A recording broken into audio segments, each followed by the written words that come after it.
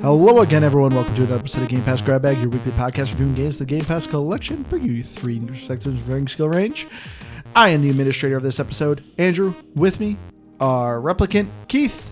Hello. And the one who could never remember anything, Liz. Hey, guys.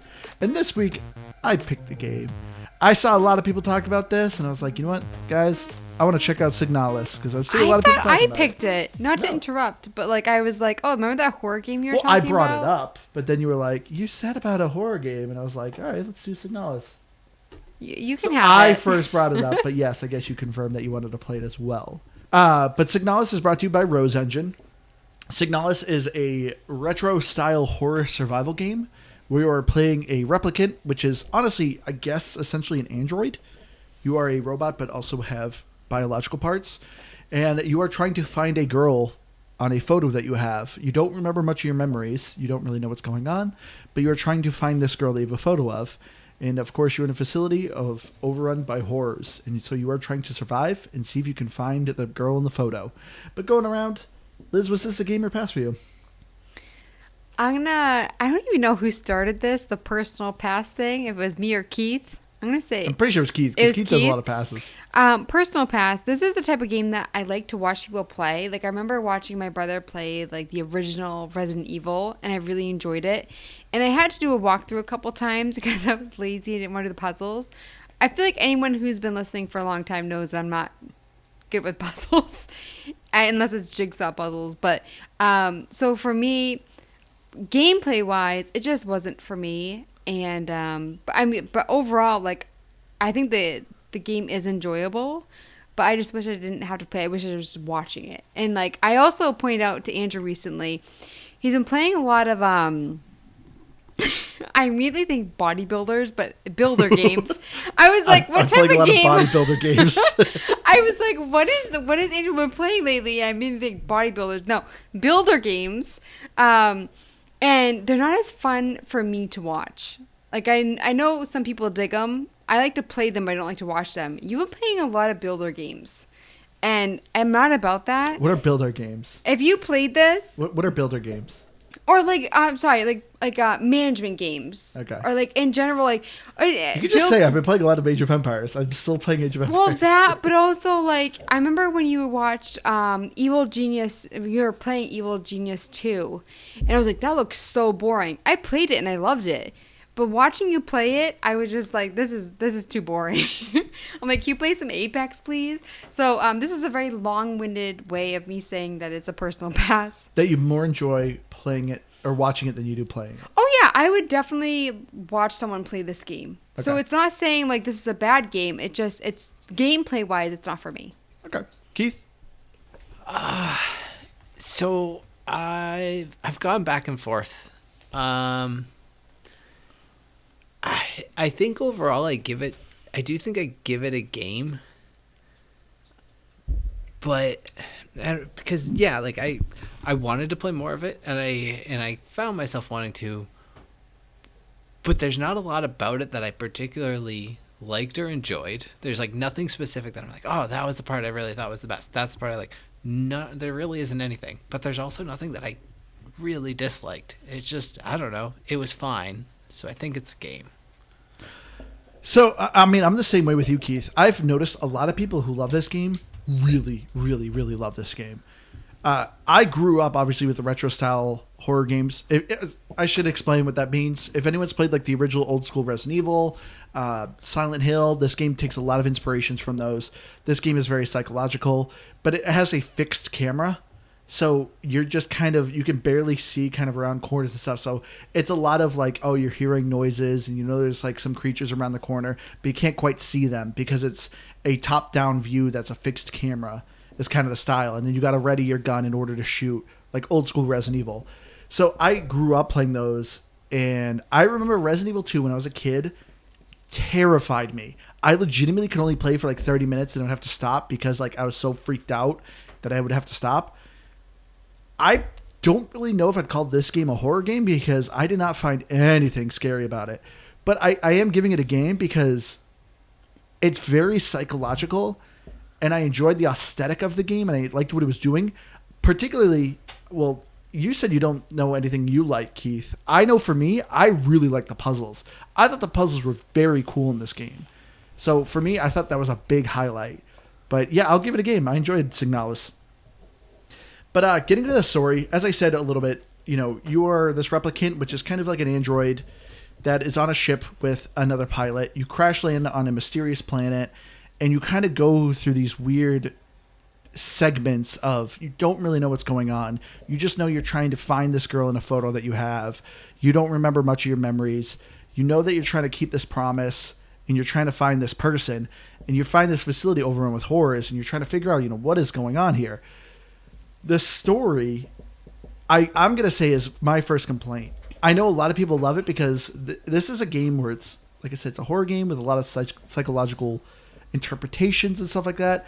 So if you're looking for kind of a thinking horror game, this is going to be right up your alley. But this is my first complaint with the horror aspect of Signalis. For me, I didn't feel like I was scared because I don't know what's going on for the longest time. Like, I don't even know, like, I couldn't quite figure out what I am. Like, people are like, oh, you're a replicant. And it's like, what does that mean? I don't know what this is, like, anything is going on. Well, I do like that they do tell you what different, like, the word models comes to mind, like models of, like, whatever it is that you are. Yeah. Like, what they're like, personality. But that's, like, halfway through the game. What calms them. Yeah. But you're finding those, which is helpful and very interesting. And, I feel like I knew, like, pretty early, like, that you were in, so I understood that. Spoiler. I mean, like, mid-range, like, so when the first time that, like, you get, it's like halfway through the game. Spoiler again. But, like, is it really a spoiler? A little bit, but that's fine. But pretty early on that early-ish. Middle of the game. Wait, you can erase all this. I think middle of the game's pretty far in for the product. But in all fairness, there's a walkthrough though that was 4 hours. Like, this can be a very short game for some, and I think that with, like, the amount of enemies that are in later on, that, like, the early part of the game is very quick. So, well, I mean, true. But I will say, and, like, not even, like, I don't know, in an argumentative way. I'm not trying to start the episode out on that, but, like, people will speedrun anything. Like, what is that new one that came out? Children of the Forest, I think. Someone's already beat it in under 10 minutes. Yeah. Is that like Children of the Corn? Like, no, it's Son of the Forest. And it's a sequel to The Forest. But anyways, yeah, like, I don't know. People will always beat games quickly, so I tend to not put a lot of stock in, like, oh, someone beat it in 4 hours. I think I'm somewhere around 7 hours, and I think I'm about halfway through the game. I'd say you're actually farther. I saw your achievements, and I kind of know where you are in the game, and yeah, you're actually pretty close to the end. Oh, okay. And that would feel like it lines up because I think this is part of where I was starting to lean away from it a little bit, where I was like, I felt like I was going nowhere by doing a lot. I don't know. All in all, though, I think the story's fine. Like, I actually was sort of trying to piece together, and I kind of like when a game wants me to figure it out more than just talks at me a lot. But yeah, there was nothing really engaging at the same time to be like, wow, this seems super interesting. Because I don't know, I thought I understood that my ship crashed or something, and that every ship had these two different people on it, and you were one of them, and you were looking for the other person. Like, that's who I thought you were looking for in that picture. But I don't know, maybe I was wrong. No, I mean, I got that, like, that part, but like I said, I couldn't quite figure out what a replicant is because, like I said, you're an android essentially. Because yeah, you have cybernetics, but it does sound like you have some biological parts, like you still bleed. But and you don't have real feet, that's for sure. Oh yeah, you got some peg legs. I love that design. I thought that was actually, I like the fact that your character has like peg legs. But it's weird. I just thought it was like the game felt like threw you in so quickly that I'm just like, I don't know what's going on. So like in a game, like I said, with like when I played Resident Evil when I was a kid, that more terrified me because like I know what's going on. There's zombies around. They're trying to kill me and it's killing people. But in this game, I'm like, what are these things? Like, Are they human? Am I human? They just called them horrors, right? I think. Or something Well, along those lines. they actually kind of tell you what some are. So there are some that come up like through the floor, and around that time, I had read about ones that kind of when they're not doing well, they bunker down like underneath kind of thing, or like in walls or something. yeah. So like I didn't there's think about that. a certain room that I'm like, I know what this is. I mean, now that we're talking, I don't remember the name of it. But they do kind of indicate what's what, or like some people are really bad at combat, but they're good with like, elemental things. But I'm also really curious, Keith, like what did you think of the cutscenes? Do you think that they gave like a good amount of information, or do you think that they need more? I think they fit what they were trying to do in the game. Personally, I would have liked maybe just a hair more so I had some better understanding of what was going on. Yeah. And kind of like Andrew was saying, maybe some of the lore, a little bit of what things were. But otherwise, I think they fit well with the aesthetic of the game and the storytelling of the game. Yeah, I 100% agree with you there, Keith. I wish there was more, because I will say that was the moment I felt like I was the most creeped out, was the cutscenes, because they're usually relatively graphic. Like it's usually kind of it's like disturbing images, and like that usually would make me go, "Oh, what the heck just happened there?" And I liked those. I wish there was more of them. Something I wanted to bring up. So earlier, and Andrew, you can bleep like the key words about like the spoilers. All your spoilers that you're about to reveal? Yes, I can. No, but the middle of the game, I feel like that is when you're getting to like a lot of the back and forth of the game, where you're like going between like four different levels, 5 different levels, and it's a lot of back and forth. So I felt like what I was saying earlier, that was kind of a spoiler. I felt like early on in the game, because it took me so long to figure out like where I was going. There's so many floors. You're going back and forth, and trying to remember rooms. Some rooms have like, it'll tell you like there's like a certain thing in that room, but a lot of the rooms don't tell you. So you're talking about the map. Yes, in the map. So like some rooms, like it tells you like what's there. Like for instance, like the island painting room, but a lot of rooms don't have anything written or indicators unless it's like a save point. And so for me, I found it the hardest part I felt like was the middle of it, and it took so long for me. That's why I felt like the beginning, if that makes sense. Kind of. I think somewhere right around where I hit that, I figured out that it was just kind of a linear puzzle, and this was sort of where I started to get a little bit, I don't know, bored with the gameplay. I think too, and is that it was like, okay, I can see that there's these 4 puzzles, and I just kind of have to figure out what order to do them in, and so it didn't feel like they were that interesting. And while I agree with you, Andrew, they were pretty unique in each of themselves. I didn't think any of them were really all that difficult. And again, kind of the same thing. I just would almost sometimes, like there was 1 or 2 of them, I think I accidentally found my way to the answer because I was just like kind of messing around trying to figure it out. And I went, oh, okay, there it is. And like I just kind of solved them. I don't think they were too difficult that like I had to look them up, but they definitely made me pause and think, is why I like them. And I think that's a very nice balance for a puzzle. Because I don't like to play a game where I'm like, I just got to look up the solution. This is so obscure. This is stupid. I don't like it. But like, it definitely made me think. So none of them were like so hard that I'm like, this makes no sense. But I liked where it's like, okay, I see what it's trying to do. And majority of the puzzles too gave you the pieces right in front of you. They weren't like, hey, you got to go like 10 rooms back, look at that picture, try to memorize it and come back here. I disagree with that. There's a couple that did, but not too many. I feel like there was especially, I think it was like floors 5 through, was it 8? I think there was a lot of back and forth. And also like, I think they also try to make it more difficult when like, I feel like we just figured something out and then the enemies would respawn. And I think it was like halfway through my gameplay that Andrew was like, oh, you can switch between difficulties, and I switched to easy. But enemies still respawn. So I feel like just when I got like the key to figuring out what it was that I was doing, the enemies would respawn.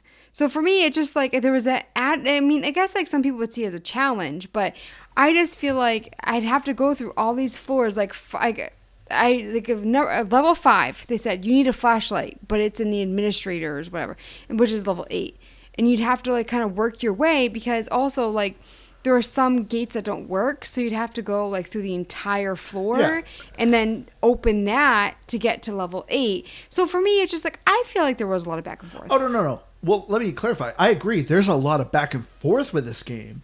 It's just when it came to the puzzles, usually when you're at a puzzle, it has this, like, you have your pieces in front of you. But no, I fully agree. There's way too much back and forth in this game.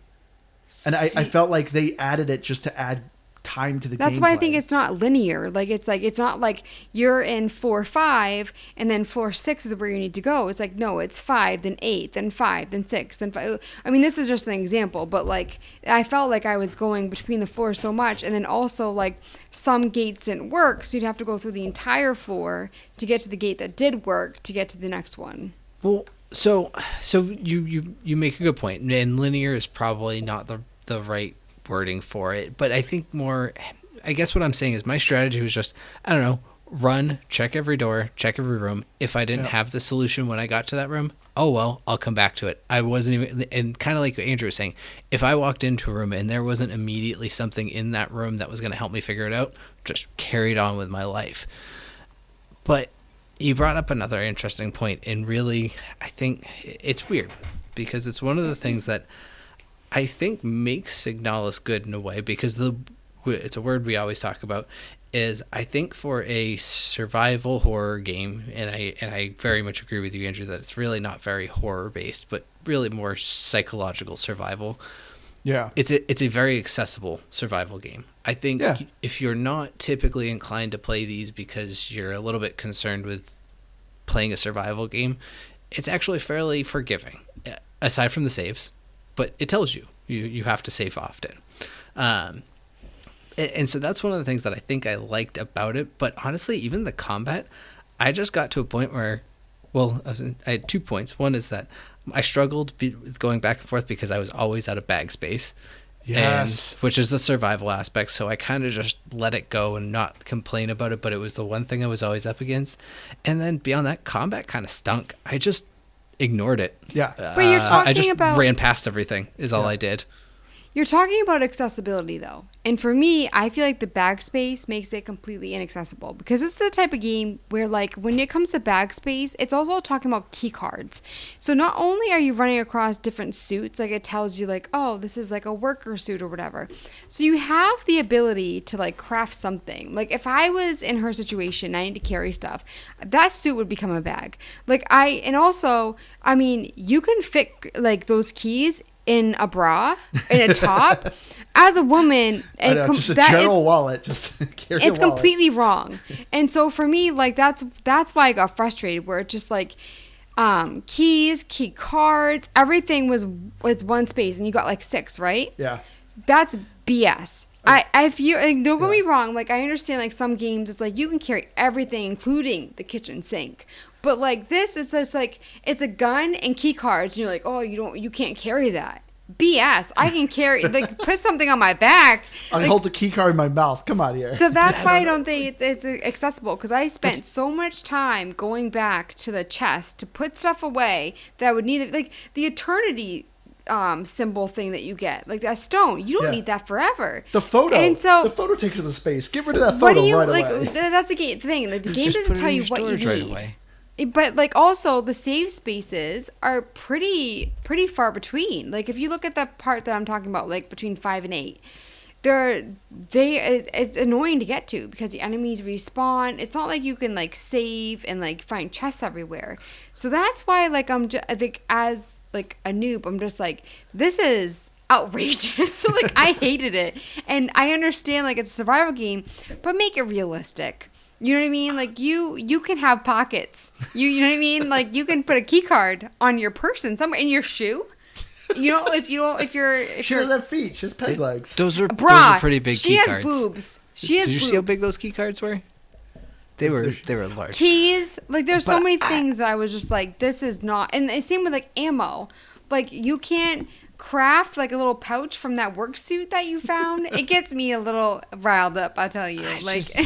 I just didn't think, I don't know, at most you were ever maybe more than like 6 rooms away from a storage place. No, you're a couple floors sometimes. Because like I said, like when it comes to like the 5 through 8, I think there's one like before you get to 5, and there's one floor that actually has one. But if you're trying to like there are sometimes you have to go through like 5 or 6 rooms on a single floor to get to where you need, and then you have to actually go to another floor and go through 5 or 6 rooms. I think that like gameplay wise, it's inaccurate. Like I can give me ammo, I'll hold whatever I need. Like so, I just think that like when it comes to like actual reality, like that doesn't work. You know what I mean? I mean, I don't think your equipped weapons should have taken up space. But I don't know. I'm not going to tell you that I think you're wrong. I just don't fully agree is really the big thing. But I can absolutely see where you're coming from at the same time, because it's one of those things that I learned the maps very well without needing to look at it, because I just ran back and forth so frequently. But at the same time, it didn't bother me as much, at least. I'm but jealous. I do know I did a lot of running back. I did a lot of running around. I'm not going to say I didn't. I am not good at maps, though. This is the thing. Andrew, he, like, when we first moved to the city that we're in, he knew right away where everything was. I am not good with maps. So, like, I'm very jealous of the two of you, because this is the type of game where, like, you have to remember where things are. And I also, like, I want to point out, too, when I'm complaining about bag space, I love to loot. I'm finding all this ammo that I can't pick up. These auto injectors. And when I was playing on, like, the normal difficulty, I definitely needed things more. And when I switched to easy, it really was a lot easier, where it's just like I really don't need like like that. I have like one repair thing, and then I could just use it up. But that's the thing too, like if your health is max, you cannot use a repair thing, and you cannot get rid of it. So you have to get rid of something like ammo. I think you can still use it. It would not let me. It would not let me annoying. use a repair kit, because I specifically remember this, but I was trying to use a repair kit because I need to use up inventory. And I usually, I'm caution. Like, I wasn't doing well. It would not let me. I had to get rid of my ammo. So for me, it's also like, why can't you, if your inventory is so selective, you should be able to drop things. And that's another thing that I think, like, that should be available in the game. 100% agree. I hated not being able to drop things. Yeah. Yes. I'm 100% with you, Liz. My biggest complaint is this bag space. You can carry 6 things. And so normally, being a survival horror, you got to carry a gun. And then obviously, you got to carry ammo for that gun. So right away, that's 2 of your bag spaces right there. A key card. It's apparently the same size as your gun. Yeah, it takes up a space. But no, I fully agree with you, Liz. It irritated me because this game also, you have an equipped gun, but you also have like a tool space. So you have some gadgets of like a stun rod, a thermite, flashlight, auto injector. Like there's these things that like kind of take a tool slot. Because like I said, being a retro survival, you got to ready up your weapon in order to shoot it. So you got to make sure your weapon's equipped. But even though it's equipped, it's still taking up that bag space. So my chest was full of these tools, but I never wanted to take them because I have such limited bag space. If this game just let you equip a gun and a tool and not have it take bag space, because one of the tools is a flashlight, which is mandatory. There's a lot of rooms you got to go to that are dark, and your character will not interact with anything in that room because it's too dark. And you can tape it. Like, you find tape. You can tape a flashlight to a gun. Yeah. Like, if you look at, agents. The thing is mounted to your shoulder. And it still takes up a space. And I also think that we should talk about speed versus storage. So, like, your speed throughout the game, no matter what you're carrying, is what is encumbered in other games. And so, for me, that doesn't make any sense at all. Because I can tell you... I'm going to spend like 20 minutes complaining about this backspace. But I can think of so many ways when I was walking around, I can make storage with that. I can make storage with that. There's so many things that you stumble across. I could put it up my butt or something, or like, shove it in my bra. But you know what? Like, for me, like, if you can't run, like, you should be able to carry a lot more, is what I'm saying. Like, if you're not bulky, why can't you have speed or storage? I tell you, it was like the main thing that made me irritated with the game, where you're like the back and forth, like we were saying earlier. It's not just with like remembering what door has like what key kind of thing. Because like, for instance, they have like eagle key, hummingbird key. They're not all labeled on the map. You have to remember that. But you also have to remember like, what do I need right now with like the keys and stuff, and like versus storage. I tell you, it got me really irritated. I mean, I feel like you can tell by my tone of voice. No, I had no idea. No idea how you feel about it, Liz. I don't know. It didn't bother me that much. The one thing I will say I liked, though, that the game does well, when you use a key card for a door, like you said, like the hummingbird door, and you use the hummingbird key card, it just deletes that item. So that yes. I at least like. That it's not like, oh, you got to hold on this key card, even though it doesn't But considering you can't destroy certain items, I mean, they should. Yeah. I mean, I don't really give the game props for that. not to be rude, but like, I mean that you should give me something. Not trying to be rude here. But I do fully agree though. Like, the limited bag space to me was designed to be a nuisance to add gameplay time, because just about every kind of level you're going to, there is a main door you're trying to unlock, and it usually requires about 6 key cards. So that would be 6 bag spaces. So the way it's designed, it's like it expects you to kind of make multiple runs to your storage chest, grab a couple, go back to that door, insert those key cards, go back to your storage chest, grab more key cards, go back to that door. It was just unnecessary padding to gameplay time that I felt like was happening. And also like Resident Evil, this is so long ago with the original Resident Evil. But I mean, you're dealing with zombies. You're dealing with something that's happening right now, and you can't think on your feet. It makes sense that you wouldn't have a lot of bag space. You know what I mean? This is the type of situation where like some rooms have monsters, some don't.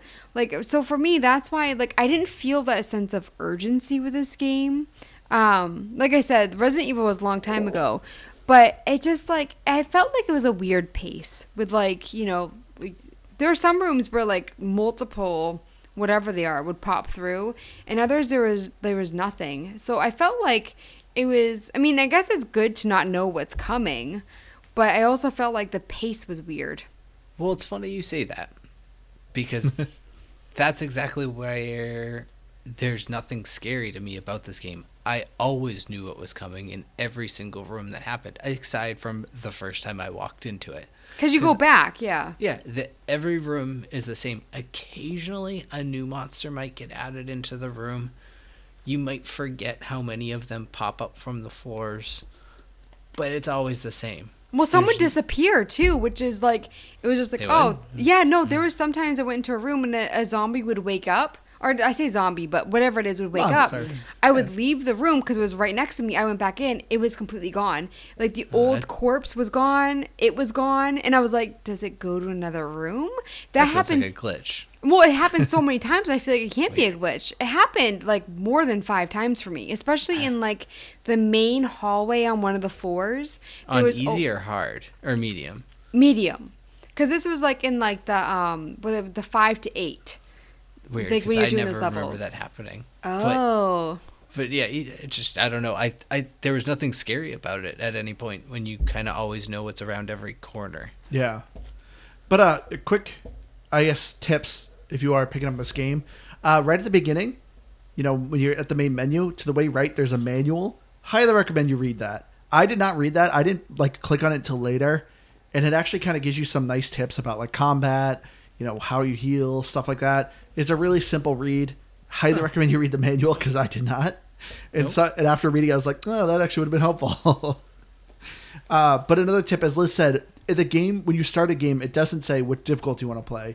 You got to go to, you know, pause the game, go to options, and at the very bottom of gameplay, it says like combat difficulty is where you can adjust the difficulty. In all fairness, that was me because I actually looked through and I didn't spot it. I clearly wasn't paying attention. Yeah, I noticed it later and I told you about it. But the manual I found right away and actually really did help me. Some things I figured out on my own because I actually like looked a little bit after I started playing, but yeah. See, the first time I booted it up, it went through a whole calibration thing and it asked me about the difficulty. Oh, I don't remember that. I remember going. It has to be like brightness, everything. Have me. I did brightness, but I don't remember it saying anything about difficulty. It didn't do that for me. There was like 3 pages it went through. One of them had the difficulty on there. Oh, so did you play on normal or easy? Yeah, I played on normal. Okay. I usually go for normal, but with this game, I just wanted to more know the story because I found the gameplay a little. I was also hoping that it would give me more bag space if I was on easy, and it didn't. No, it's just effects combat. Yeah. But then I just kept it on easy because I was lazy. But real quick though with the story though, so this game has 4 endings. Did you guys see how you unlock the different endings? No, because I didn't even get to one of the endings. I did not. So, like I said, we do put. No, I didn't say that this episode. I don't know why I said like I said. But we put a certain amount of time into this game, and I went past what we usually do for the games, but I did not reach the end. But I had a sense that it was going to be a depressing ending, and so I didn't really push myself. And I also I don't know if it's the last area, but the area is at, there was a lot more enemies. It was a lot more like sneaking, and once they spot you, they will try to find you. So it was just it was really annoying. So I didn't push myself to see the ending and then I asked Andrew what happens at the different endings. So for me, I was just I'm glad I didn't play. Well, what I like about the endings for this game, as I said, there's 4. 3 of them, how you get the different endings is determined on how you play the game, which I think is really cool. So we mentioned before that there's speedrunners, and you actually get the worst ending if you speedrun. Your ending depends on how you play the game. You know, how much time you took, how much damage you dealt, and how much enemies you killed is what determines what ending you get. The 4th ending is a secret ending. That one you actually have to do a hidden puzzle to kind of get that hidden ending. But I like this idea of 3 different endings of how you play the game, because almost every game, the ending just changes on the very last choice of the game. So it's just I'll just reload my save and pick the other one and see what the ending is. But this game is very much just how you played it is, how it goes. But wouldn't speedrunners do the least amount of damage? Exactly. So speedrunners get the worst ending. Yeah, but I feel that you're doing the least amount of damage, though. Yeah. Least amount of killing. So I feel with most games, if you kill less, you get more. So it's weird that that's the opposite, where it's no, here's a crappy ending. I know, it's kind of weird that they're punishing speedrunners. The speedrunners getting the ending is called, I think, Leave. I got the in between one, so because I ended up like Keith, just avoiding a lot of enemies. I just ran right past them. So the one I got was Memory, or I thought it was originally called Amnesia. And then the 3rd one, which a lot of people consider to be the best ending, is when you actually take the most amount of time, kill the most amount of enemies. And that one's, I think, called Promise. Well, what I also think is interesting, too, so there was one point, I wasn't sure if it would change the story. So there was a boss, and if you don't do well, all of a sudden the character, the girl that's in there passes out. But I also read that she can shoot the bad guy, stuff like that. So it was I wasn't sure if that would determine a later outcome. Do you know what I'm talking about? Yeah. The 2nd boss. So that doesn't. The Caged Amalgamation. Yeah, that doesn't. No. Oh, so I thought that I was changing the game, but I thought it was interesting. That boss. Wait, with that boss, you killed it? No. Oh, I was gonna say, the girl had to do it. No, she passed out. I guess maybe I did kill it. What? I don't know. I think she shoots it and knocks herself out. Yeah, and kills the thing. That didn't happen in your game? Oh, did she knock herself out? Nothing came up that she shot the guy. Oh, yeah, nothing comes up. It's just that's what she does. She shoots it. I just know that she passes out. Okay. But I didn't see. Oh, so that's you what just weren't paying happened? Yeah. Well, she mentioned It's not that I wasn't paying attention. It doesn't show her there's no cutscene of her shooting the guy. It wasn't me not paying attention. It was just the game didn't show it. I thought there was a gunshot, but where I caught it was when you talked to her after, and she said something about the recoil. I didn't get any dialogue. Oh. I got 0 dialogue You didn't wake her up? She at that point she wasn't woken up. Yeah, you have to physically find an item and wake her up. That's an achievement that's missable, but for me it's glitched. So I did not. I thought what was interesting though is that the first boss, I think I was playing on easy, super easy to kill. But this boss I had to kill him not kill him, but I had to shoot him the same way that was in the gameplay. Yeah. So the boss, killing the first boss is very easy on easy. If the first time he goes down, you shoot him, done. But this one, it's I guess it's the same with medium because the guy was playing on medium. But speaking of which, though, what did you guys think of the boss fights? I think I only did maybe 3 of them because I did the cage thing. So you did. There's 3, and so you did 2. What was the third one? I think I got to the third one because I got to a big baddie there was like no ammo in there though, and I did not come prepared for a fight. Big baddie? Where? I don't know. I like jumped down a hole, and there was like, I don't know. Maybe it wasn't a boss, but I got smoked by something.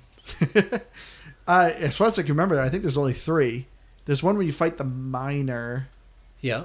And then there's the cage amalgamation, and at the very end you fight. Then there's a final boss. That's very obvious that it's a final boss. Wait, so which one do you like jump down like the monster's mouth, or is that not even a boss? That's fight? the one you did, the caged amalgamation. Oh, okay. Yeah. That's the second boss. I gotta say, I didn't care for the boss fights. Because for me, the combat is so stiff that a boss fight doesn't work. It just, I don't know. To me, they weren't fun. They were just okay at best. Well, that's why I kind of felt like when I stopped playing the game, at that point, there were a lot more enemies, and I had the ammo. When you're playing on easy, I feel like you get more ammo. And so there was that, but also like the sneaking and stuff, it just wasn't fun. The combat for me was not fun at all. And when it increased, that's when I was like, well, I put more of the amount of time that I have to. And that's when I kind of was just like, I'm not interested anymore. The combat overall, I think, is fine. I think it works well with the game. I just don't think it works well with bosses. I'm I'm with Keith when Keith said earlier, like he did a lot of sneaking. Like you can sneak by the enemies, just slowly walk. They'll just kind of maybe ignore you if you just go behind them. But unless they spot you, if they spot you, they will wait for you outside the door. So I actually waited a while, and I went to another door. They waited for me. So yeah, I guess, if you leave a room and go right back in, they're right there. No. What I'm saying is, I went to another room, and they were still like in that spot. Yeah. They would not leave that spot. So no, I'm talking like, instead of going through the door that would bring me to them, I went to another area, like the door the closest. Yeah. So it doesn't matter how long you wait. Once they spot you, they will stay there and wait for you. So for me, it's like sneaking isn't really. I feel like that's kind of unfair. They're supposed to be like monsters that aren't really like, they're not like people that are thinking, right? Like I know I wasn't playing probably with the best strategy, but even I found, if they were right at the door, you kind of just run in, take one hit, and then sprint past them because you have like 1-2 seconds or so of invincibility, and then that actually pulls them back away from the door. And then, but what if there's 4 though? Same thing. You'll get hit once, and then you run. But I'm with you, Keith. I had the same thing where I would run, maybe take one hit, and I could just go through the door. Yeah, for the most part. And then there was like a lot of them where I they were kind of always in the same place, and so I just kind of knew how to I just zigzag through that this one hallway, or I don't know, different things like that. That it's just, the fighting wasn't overly easy, but the staying alive part wasn't overly difficult, I found. Yeah, I don't know about you guys. I had 1,000 health packs by the end of this game. Yeah, I had some in storage. No, that's very true. I probably would have had more, but I would just get hit and be like, oh, I'll just use them. But I also, it was probably in the manual. I didn't realize that you could stomp on the monsters. Yep, so that's I in the was manual. wasting so much ammo, blasting them with my gun on the ground, and that was when I stopped fighting them in the first place. I was like, well, I don't have any ammo. I'll just run past them.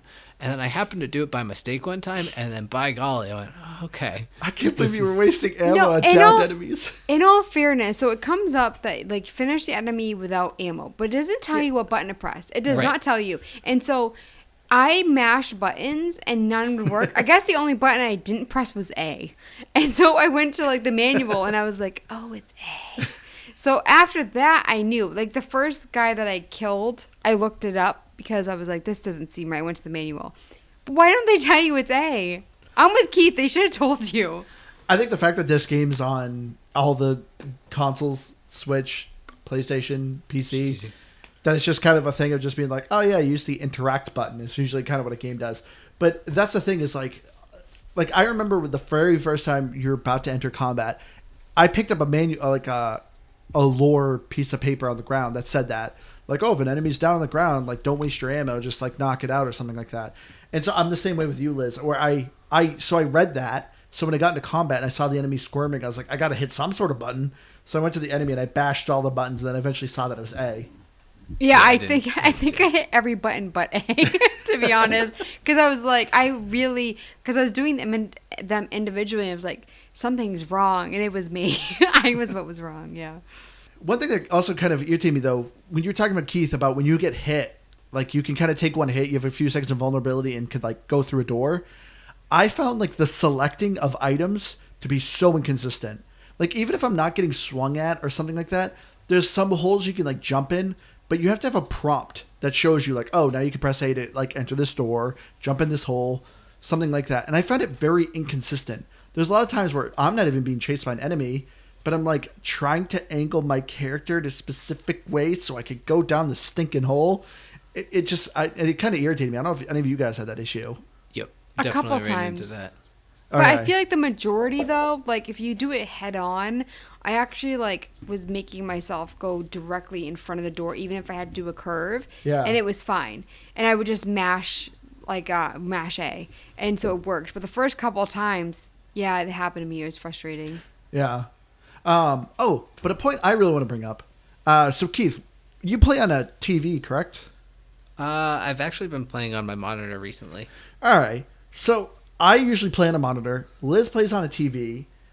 Graphic wise, though, I remember, Liz, you first complained that you've had a hard time figuring out what items were interactable. And like at this point, I'm only played on my monitor. I was like, I don't have that issue. I think it's kind of easy. So one thing that like it's actually online that a lot of people are complaining about, the mailbox. You really have to just like The mailbox? hug it. But the post boxes. Yeah. Do you know, Andrew looks confused. Like they're No, I know red, what like it's a post box. Yeah, I know what you're talking about. It was like one of the last puzzles on the floor No, 5 through 8. sorry, Andrew. Andrew looked confused. He's like, "What are you talking about?" His face. Okay, yeah. Yeah, I know, I was you just need a trying- just mailbox trying to help key. Andrew Oh, understand thank a you. little. Yeah, so like you really have to like hug it sometimes Yeah. for it to appear. Because the first time I was trying to figure out how to activate it, it wouldn't work. And then so I went back and I did it again. But there's like a sweet spot, I guess. So yeah, a little bit. But so Liz, did you find it easier though playing on the TV? Like you could find interactable items easier? Yeah, it would glow, and for me, like I it's also like one of those things where it's just like some things would like have a twinkle, you Yeah. know, a little light, and you'd think it was interactable, but it wasn't. So there were a couple of things I went up to, and I was like, am I not supposed to interact with it? But I feel like I got everything though. I think there were just a couple of things that you couldn't pick up that sparkled. But everything that like you could pick up, I could pick up. Yeah, I felt like, specifically me playing on a monitor, I know when I played on the TV that you were playing on, I found it a little more difficult. But I do like this game that you enter a room, and I generally could feel like, oh, there's a piece of paper. There's some ammo over there. There looks like some sort of key on that desk. I felt like the items were kind of highlighted in a way that made it easy to spot. Because that was the thing, too, where I'm like, if this is kind of a game where there's a key on a table in a corner, and you just didn't see it, well, you're going to be searching the map for like an hour looking for this one dang key. I luckily did not ever feel like I had a hard time finding objects, I agree with you. which is very important. But graphically wise, though, I like the aesthetic that this game's going for. It is a little bit of a pixel art. Specifically, I loved when the game went to first-person mode. There's a couple moments. They're story moments where you actually go in first-person mode. And I actually loved it. I loved those moments. I mean, I get the vibe that they were going for. I really do. But for me, there are some things that I wish were a little bit more crisp, like the Are you lettering. talking about the GoldenEye moments? Yeah, that's what I liked. Yeah, I just feel like there are some things that could have been a bit more clear. Like I said, the lettering and stuff. So for me, like when text was going on? like for instance, like when you're looking at the map, like it doesn't have to be blurry. Yeah. There were some rooms that like maybe it was a screen I was looking at, like the TV or whatever. But there were some like rooms that just seemed like I was like, what does that even say? I mean, I guess that's being a little bit nitpicky, but I feel like I'm not as into the pixelated stuff. Again, I think it gets kind of a pass because of the type of game that it's going for. But I think there it could have been a bit crisper in some areas. That's what I personally think. See, I think graphically wise, like what you're complaining about, I think makes sense with this game. Because I don't know if you guys noticed, I don't think technically you're controlling the character. I think technically you are supposed to be an observer. Because if you notice, every room you're going into, there is a video camera following your character. I noticed that. So I think it's more kind of supposed to be saying like you're watching this person in this facility. Because also too, if you go to options and under the video, there's a CCTV version, and it actually makes the screen look like it's like slightly bulged, like you're looking at an old style TV. But isn't it in the 80s? It was CRT. Oh, CRT, that's what it was.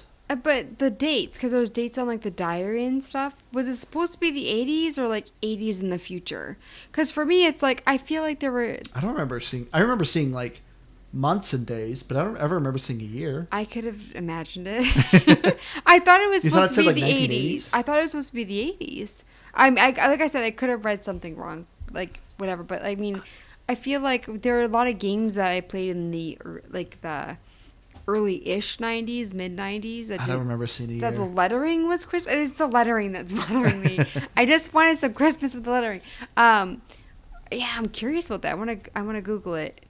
I didn't think they gave any indication of the time period that it took place in, because there was no, if I recall either, there was no specific mention of any specific country. It just kept saying like the nation or. Oh, that's well, true. It's in space, so I guess there's no country. Well, when you're true. in space.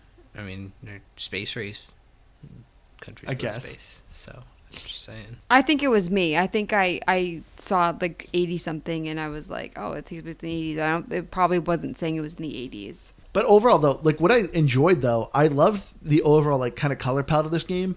I mean, your main character is black and red. I love just kind of like the atmosphere and the aesthetic that this game is going for, and especially too when you gotta get to the fleshy areas.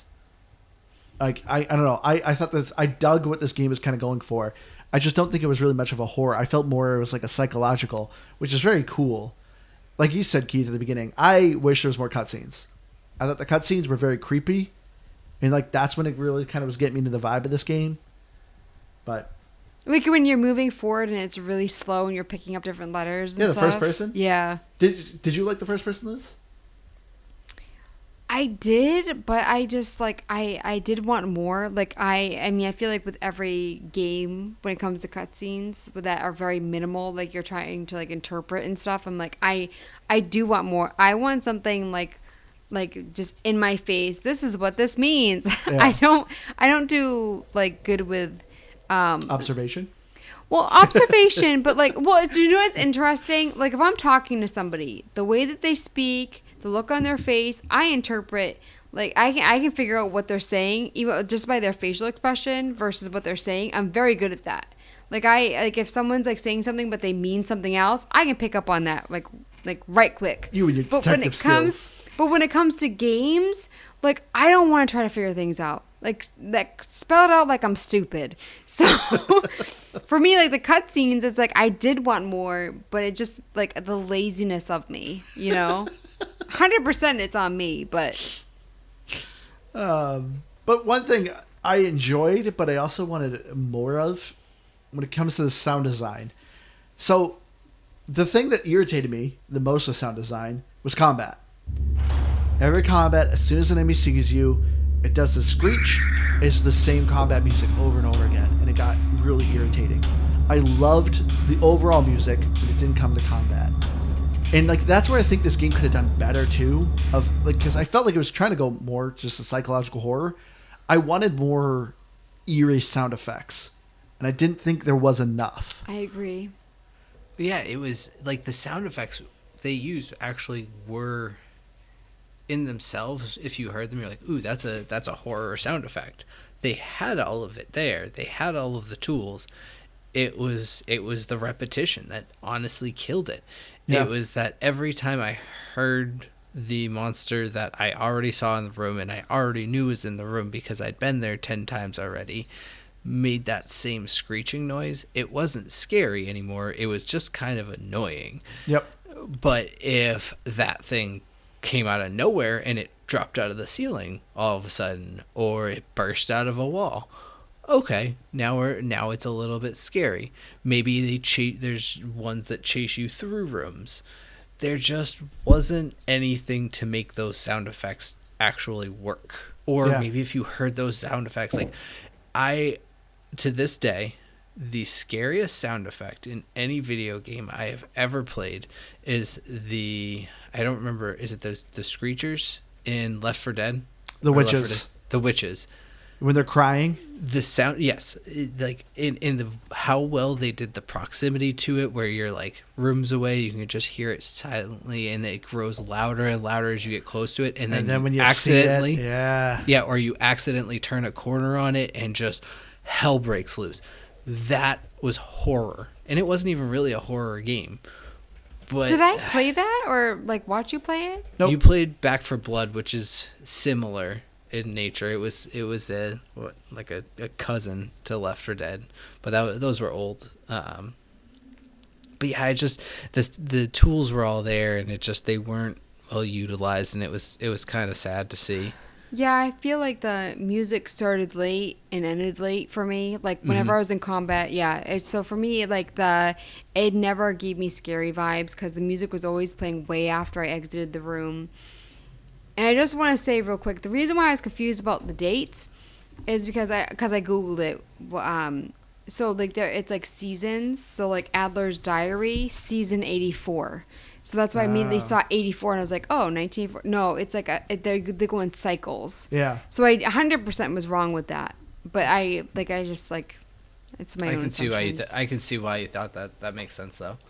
I wanted to ask though, like I don't know if I'm remembering it wrong. I think when you paused it to use your inventory, so like when it comes to health packs and stuff, like reloading, like it told me the reload button, it never worked when I was like in combat. So I would always have to pause and reload. And so it's the same with like, I don't know if there was like a quick thing for medical stuff, like the repair kits. I would always pause it and then use it because my ammo would never reload in the game. And it would actually pause it. Like the enemies wouldn't hurt me. I think you could. I never tried, but I think you could equip the repair sprays and use them. But accidentally, you kind of, I don't want to say did the right thing because it's not, I don't think, how the game is intended to be played. But going into your inventory paused the game, and you could reload instantly there. So it was tedious. It wasn't like a good flow to the gameplay, but it was safer. You could reload better that way every time. Yeah, I wasn't sure, like, because, like I said, the button wouldn't work for me, but I wasn't even sure if there was a way to use, like, repair kits, because I didn't bother, because no matter what, I had to reload in there. But I just thought that was I cannot believe you paused the menu every time to reload. I had to reload, yeah, because it wouldn't work in the game. It never worked. I had no issue hitting right bumper, and it reloaded the gun. I looked it up. I got it tells you. And so, like, I did it, and it wouldn't work. I feel like I gotta play the game with you right now and show you I made sure that I had ammo in my inventory, and that it just never worked for me. So gosh. I always went. I guess I didn't realize it paused. But if you do need to, like, if it happens to you, if it doesn't reload, you can go into your inventory, reload, and then go back into the game. I tried so many times because it is tedious. Your question though about the healing stuff, I would pause to do the healing stuff. Okay. Which by the way, I liked how the healing stuff worked. Like when you play usually a lot of survival games, it's like, oh, you're bleeding out of all your orifices, and you spray yourself with a health spray, you're 100% health. In this game, it gave you a little bit of health, but how healing worked was always over time, which I thought was a really cool aspect. Like, it kind of sucked during boss battles, but that was the whole purpose of it. It was like, oh, I'm in red health. I use a healing spray, and it's like, now you're like orange health. But it's like once it's over time of like how it heals you, which I thought was cool. The second boss, you can hide though, so it makes sense. But so it was like that for like the patch and the spray? Yeah. Oh, okay. Which, like I said, it specifically really stunk with the last boss. I know we've kind of talked gameplay, but Don't go back, Keith. Don't go back. We're past it. No, we're past it. I'm doing it. The diagnostics menu. Oh, jeez. And it had that whole weird web of like your status. Yep. What did that matter? It was just damage or not damage. It is an achievement. Is that part to do with the? Oh, never mind. You just this was an accidental segue into achievements. Tell me about it, Andrew. So yeah, what you're seeing, there's a menu where it like shows a diagnostics of your character, and like you have 16 triangles on your body, and some of them start to turn orange, and there is an achievement. I do believe it's called Theseus. And the premise of it is kind of if you die and reload and a part of you is replaced, once all your parts are replaced, are you still the same person? It's kind of a philosophical question. Like it's like the same debate people have of like a clone. If you clone yourself and the original dies, are you still your same person? And so like that's what the achievement was. And so yeah, there's 16 triangles. And if you die 16 times and replace every one of those triangles, you get that achievement. But as far as gameplay wise goes or anything like that, as far as I saw, there was no significance to it. It was just a way to kind of track how many deaths you've done. Oh, okay. Well, yeah, I was talking. I mean, I wasn't necessarily talking about those triangles. Oh, but the ones that talked about being like, it had like different like emotions. It was like, I think it was like a hexagon, like one big thing. I'll look it up. I don't know. But there was something. There was some weird thing that was like your status, basically, and it didn't seem to do much more than you either took damage or you didn't take damage. So that's why I was confused. I don't remember there being any sort of gameplay element when it came to damage. Like I don't think there was a way of like, oh, you're actively bleeding, you need to stop the bleeding, or you're gonna bleed out and die. No, I didn't either. That's why I was confused. Usually there's an indicator when you're playing, but you have to actually go into like the inventory section to check. Yeah. I will say one thing where I agree, where I think this is more of an accessible survival horror that Keith was saying. When you are very low health, it actually flashes on your screen saying like you are critical. So the game kind of gives you a buffer of like, hey, you're right at the end. One more hit will kill you. So try to do something right now. So I kind of agree with you, Keith. I felt like this game was a more of an accessible horror survival game. And like I kind of liked how the health system worked that way. Which we didn't even get to. This is kind of random, but like the frequencies. Do you know how you enter a room and everyone's acting a fool, and you have to like keep changing your frequencies. You enter a room and everyone's just acting a fool. You're like, what's going on in this room? I read online that like if you keep it going, it can respawn enemies. I don't know if that's true, but I read that. No, I think so.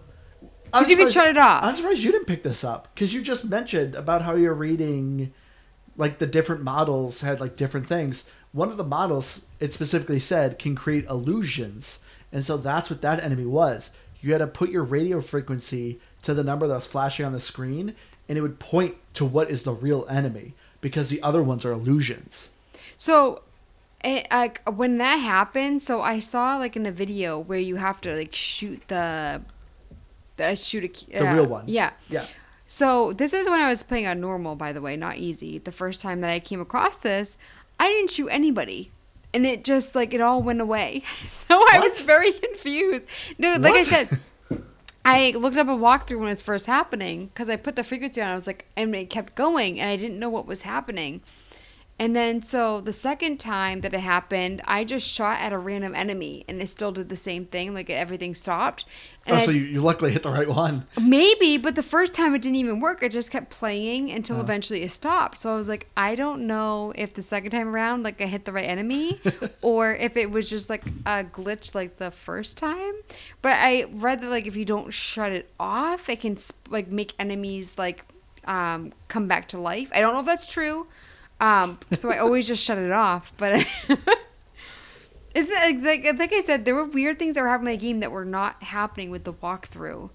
Cause I had like the same walkthrough up like on YouTube, and I would just fast forward a lot whenever I needed like, cause you can like scroll and you see an image and I'm like, oh, that's what I need kind of thing. Did you look it up, Keith? Yes. I was going to try and put it in the chat. Well, it's on. so the menu, I pulled it up, and it's on the same menu, or it's on the same screen as the frequencies. It's on the far right. There's, let's see, 1, 2, 3, 4, 5, 6. So it's a hexagon. It says fragmented, hypersensitive. Oh, over. Like, I never thought about that. Yeah, there's kind of like I don't know the name of the graph, but it's kind of like your stats. Yeah, there's like this whole thing. There's like little symbols there. I forgot about that. A temperature one, like, are you overheated? Are you like? It looks like there was this whole plan to make it super survivally, and none of that matters for anything that I can tell. Yeah, I forgot about that. It's really. I noticed that when you fight those little frequency monsters, where you have to match their frequency, it goes crazy, and the little dot bounces around inside that hexagon, but it doesn't do anything. Huh. Weird. I never thought about that. Yeah. Getting back to achievements, because Andrew and Keith both had achievements that didn't work, if Yes. I remember correctly. Mm-hmm. And I just wanted to say so that Andrew got gamer score 380, and he got 9 out of 13 achievements, but really it should be higher. Keith, 240 with 5 out of 13. You're missing an achievement that's not calculated. I got one more achievement, so I'm assuming we would be tied at 270. But there are 2 achievements that just didn't work. Yeah, overall, I recommend this game for achievement hunters. Gameplay wise, it's not very long. You're looking between 9 to 12 hours, like I said, depending on how you play. But as Liz said, the achievements are kind of glitched. The one I'm missing is called The Gift. Yeah, once again, all the achievements are secret. Reveal them. There's no spoilers. All the achievements are all the titles of the achievements are in German, because forgot to mention that Rose Engine, the company that made this game, is from Germany. In which, by the way, also too, Rose Engine is consisted of 2 people. I was really confused. So a lot of the symbols were not German though. So the writing I thought would look German. Yeah, but then the symbols were Chinese, Asian, something. I think Japanese. They were Japanese. I think it's Japanese. I feel bad. I don't know the difference, but there was some type of Asian symbol and then what looked like German or Russian lettering or something. I was very confused with those 2 contrasting things. Yeah. Because it's like when you walk into a room and you see like a flyer and it's like has German writing and you can look at what it says in English. That's very interesting. Yeah. So was one of them one nationally, one another? Their name is Yuri and Barbara is the other developer. 2 developers. Kind of girl. Oh yeah, because there's different. Yeah, there's definitely German text. Because I'm not going to say this right. Achtung. Achtung. Yeah. It's like danger, I think, right? But either way, so there's that. But yeah, there's different. I don't know. I don't quite know. That was wild to me. Yeah, because all the achievements are named in German, like Das End. Yeah. Achtung, I think, was one. So what I'm thinking, I mean, the characters are kind of like when you look at the characters, they're kind of, and you can erase if this is wrong, but wrong to say.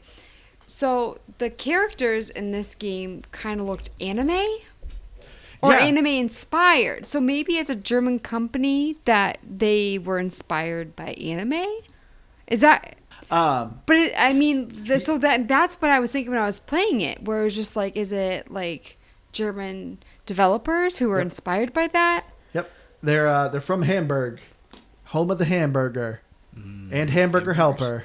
I don't know, I'm making this up.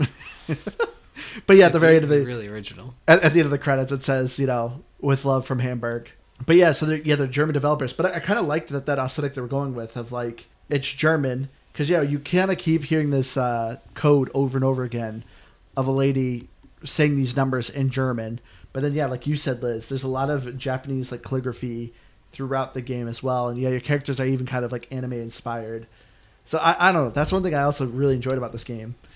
But yeah, forgot to go back originally. So back to the achievements. I recommend this game for achievement hunters, but as me and Keith said, they are glitched.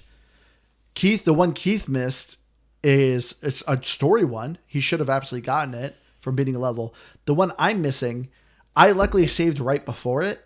It's called The Gift, and you're supposed to be gifted a gun. And I've done it numerous times. I kept reloading my save, doing the thing over and over again, and it just will not give me this achievement. And Keith, it was like lose something of no value, I think, Yeah. which is it is like essential to the game. You can't just Yeah, it's story bypass it. related. Yeah. So Yeah, majority there's of no way around it.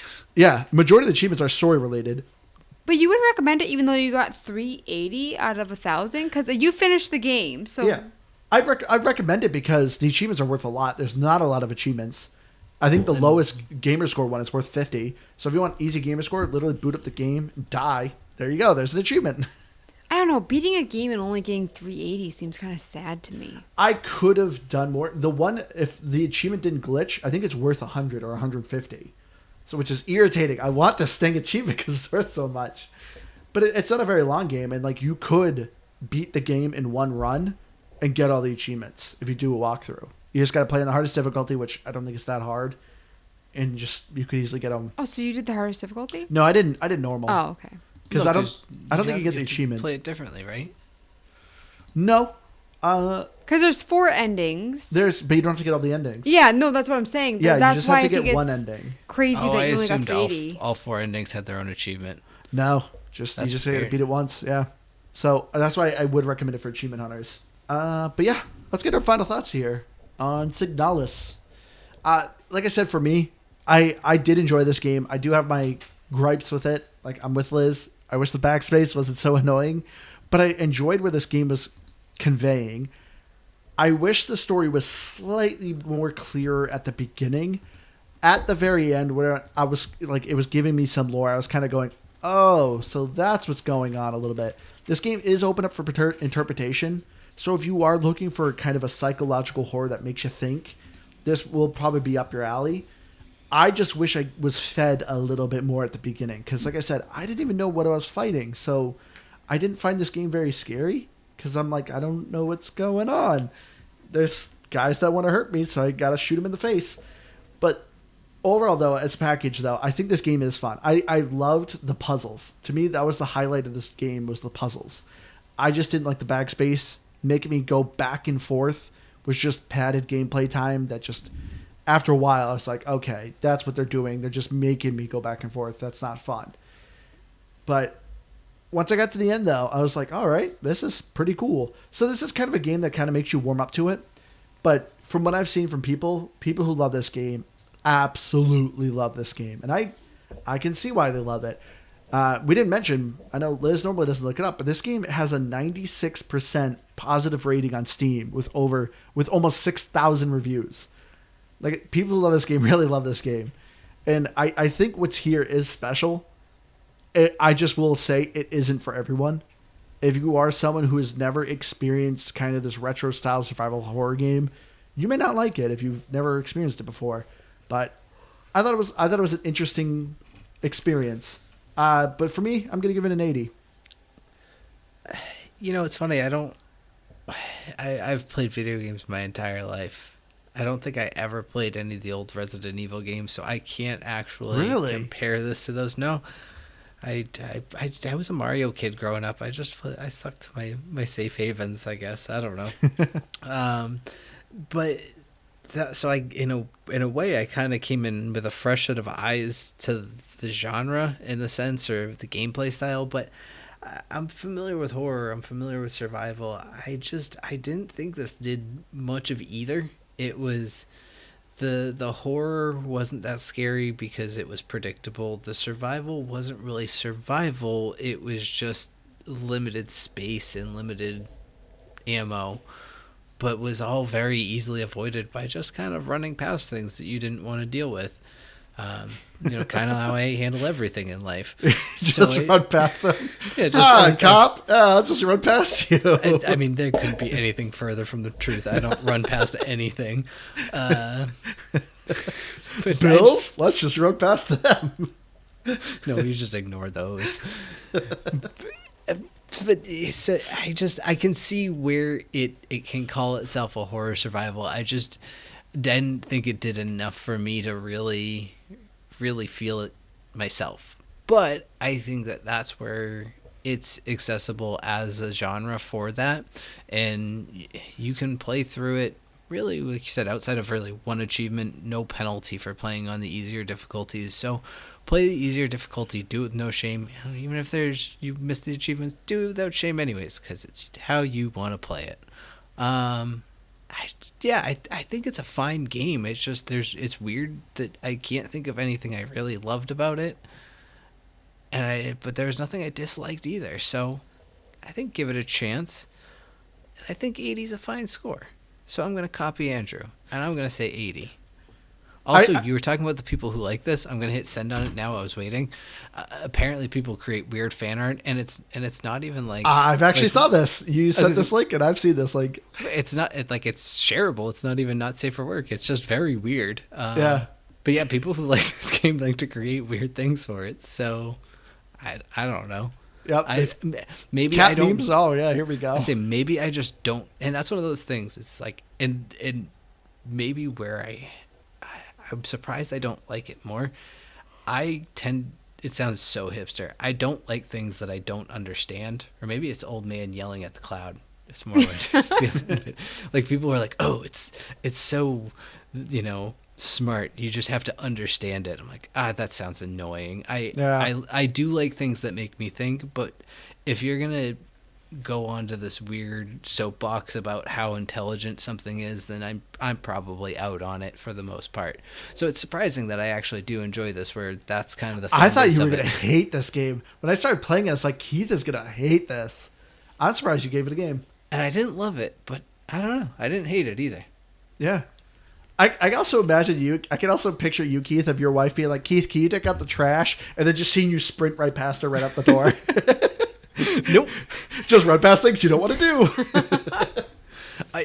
As I will say, as far as the gameplay of this, it was a very easy game to put down. And it was weird because it wasn't even like a rage thing, but there would just be points that I would just die and be like, you know what? I'm just going to end here. I'll come back to this later. Yeah. Yeah. But that's just a weird point about it. And not to pause on your review real quick, Liz, but I always forget to add this as a segment. But as far as this game goes for xCloud, I think this game, I probably would recommend playing on xCloud. I did a good amount, but as we've been saying, the game only saves at certain points. You have to go to a room and actually save. There is no auto save. So if you're playing on xCloud in a moment where you don't know if you can just drop the game, this may not be a very good xCloud game because you could lose a lot of progress. But anyway. Well, same with like sometimes we share the same Xbox. That would be very unfortunate if you hopped on, which didn't happen this week.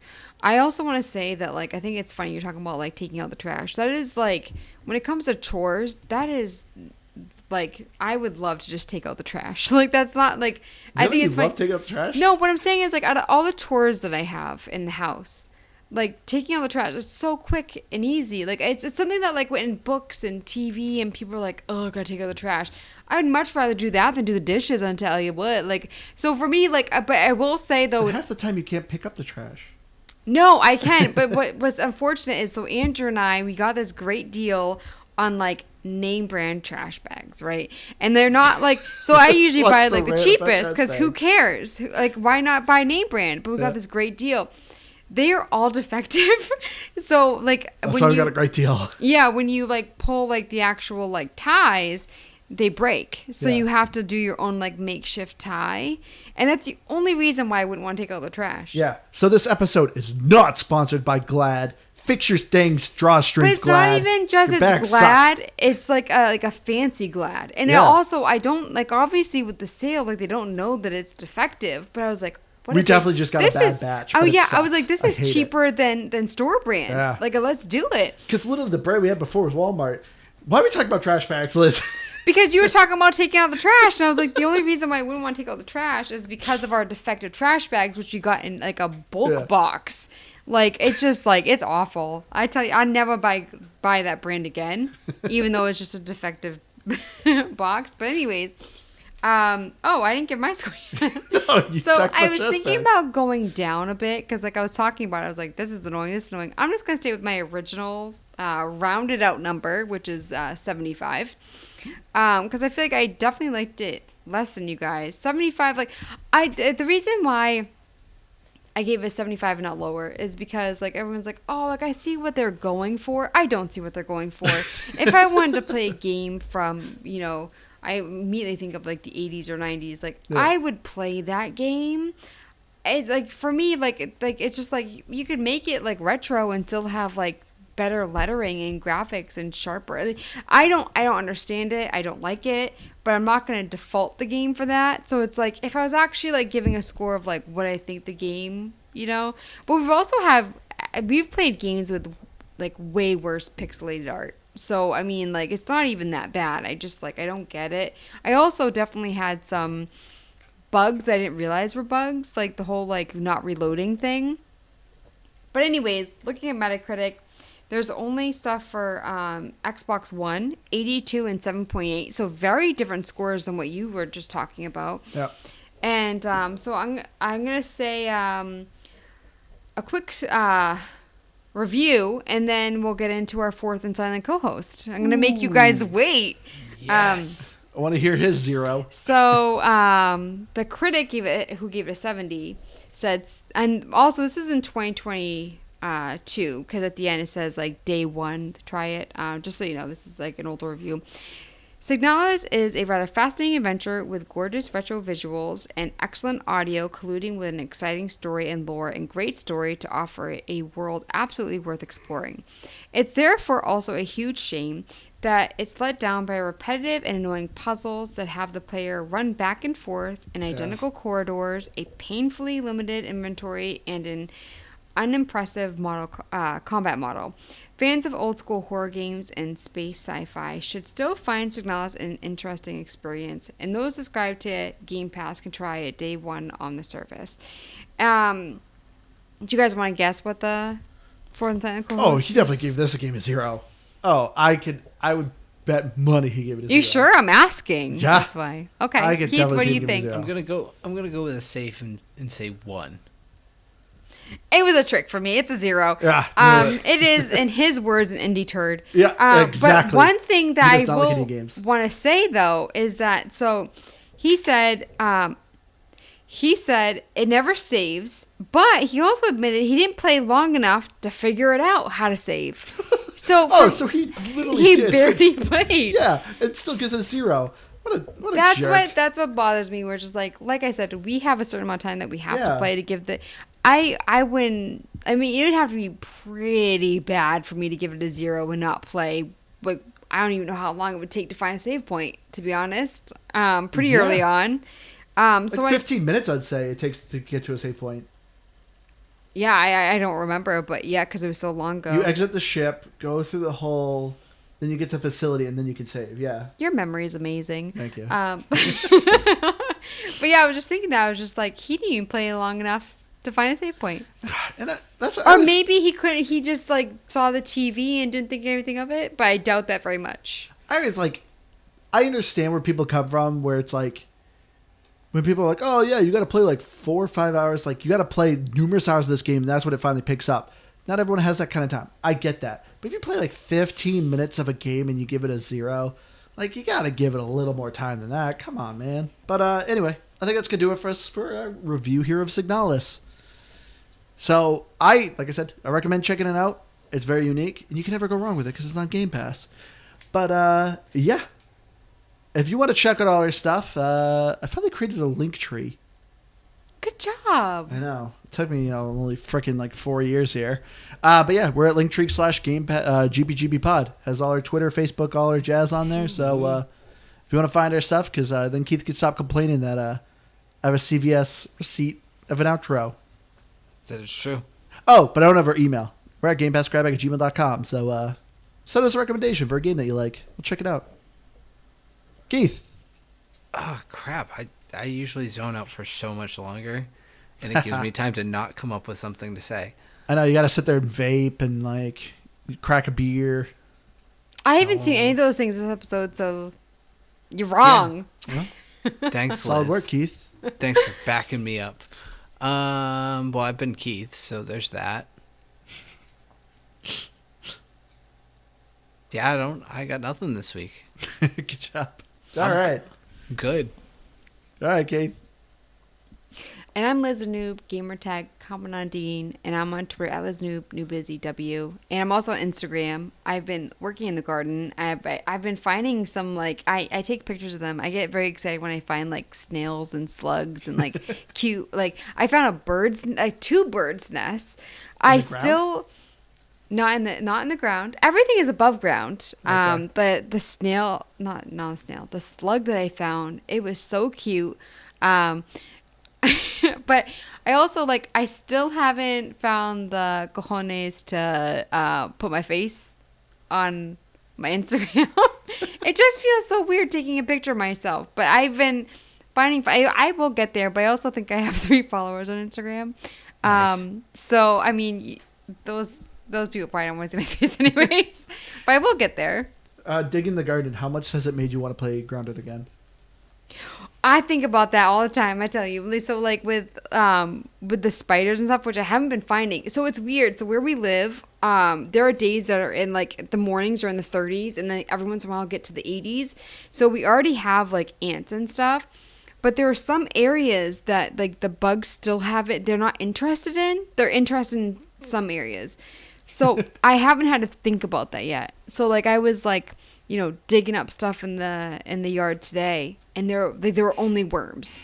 But if you go to another part of the yard, there's spiders, there's ants, there's I found a cockroach, there's all kinds of things. So I'm staying in the safe area so I don't think about it. But once it's fully warm all the time, there'll be all the bugs, and I'll think about it a lot. Yeah. All right. There you go. We love you all. We'll see you again next week. Bye, guys. Bye.